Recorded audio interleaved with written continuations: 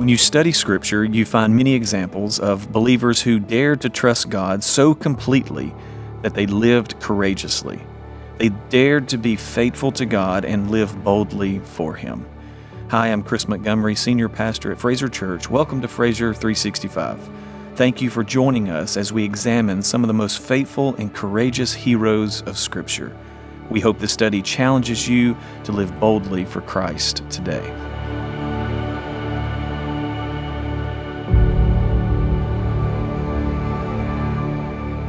Welcome to Day 5 of Dare to Be. Today's devotion is titled, The Location of Transformation. Robert Mounce once wrote, Paul told believers to be transformed by the renewing of your minds. From without, there is a continuing pressure to adopt the customs and mindset of the world in which we live.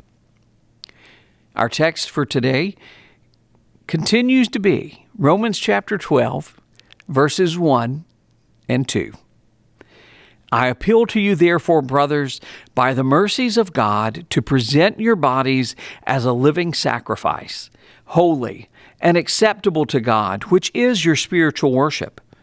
Do not be conformed to this world, but be transformed by the renewal of your mind, that by testing you may discern what is the will of God, what is good and acceptable and perfect.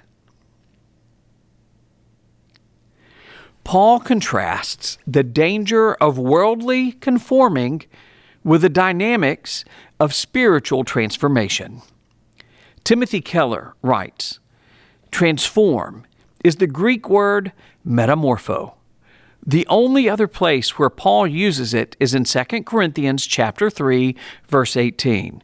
We, who with unveiled faces all reflect the Lord's glory, are being transformed into His likeness with ever-increasing glory, which comes from the Lord. It clearly refers to an inner transformation rather than mere outward conformity. Paul is telling us that the Christian life occurs through the renewing of your mind. So the word transform is where we get the English word metamorphosis. This word conjures up the picture of a caterpillar transformed into a beautiful butterfly. An inward change radically alters everything to the degree that the old life is unrecognizable. Robert Mounce adds these thoughts. Real and lasting change comes from within. We must let ourselves be transformed. The verb occurs in two other settings in the New Testament. First is Mark chapter 9, verse 2. Also Matthew chapter 17, verse 2, where Jesus is said to have been transfigured before His three disciples.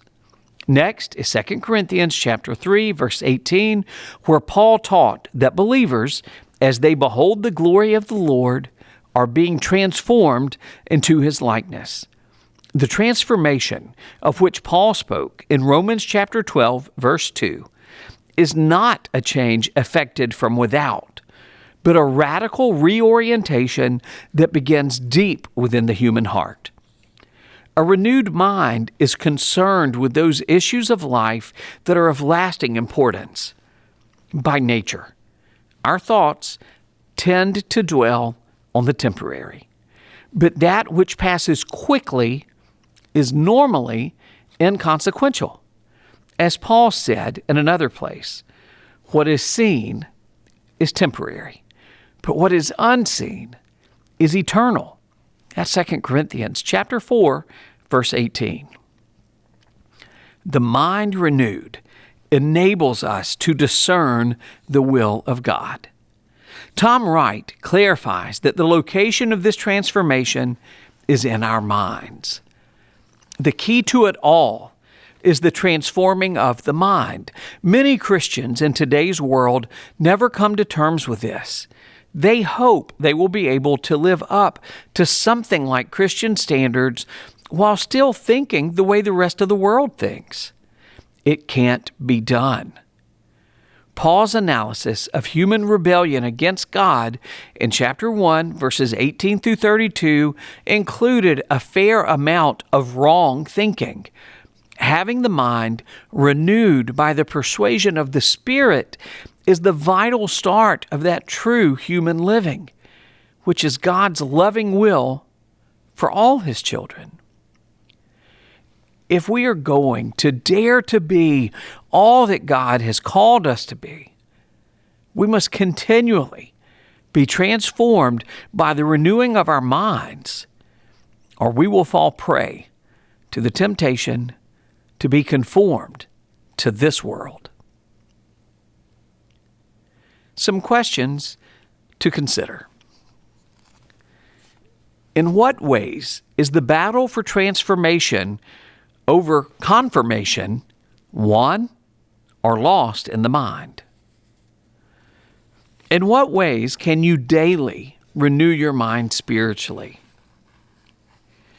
And finally, what are your thoughts on the following comments by Douglas Moo?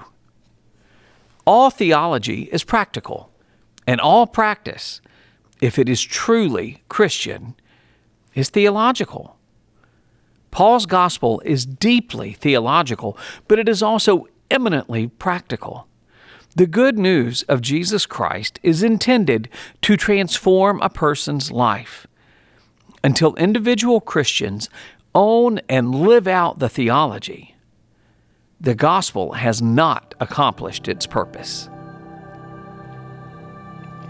Thanks for joining us. Have a great day.